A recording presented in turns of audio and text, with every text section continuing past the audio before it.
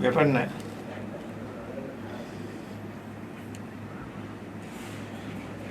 නෑ පතුර නැහැ. empty bag 18යි පතුර 20.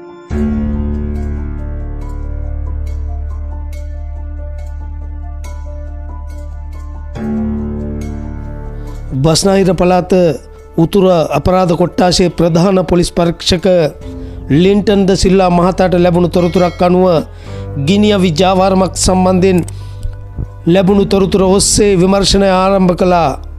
පැලියගොඩ අපරාධ කොට්ටාශයේ උතුර නිලධාරීන් කණ්ඩායමක් විසින් මෙම පුද්ගලයාගේ නිවසට ගිය මොහොතේදී එම පුද්ගලයා එම නිවසේ නොසිට ඇති අතර මීගමුව දලුපත ප්‍රදේශයේ ඔහුගේ අනියම් බිරිඳගේ නිවසේ සැඟව සිටියදී අත්අඩංගුවට ගෙන ඇත.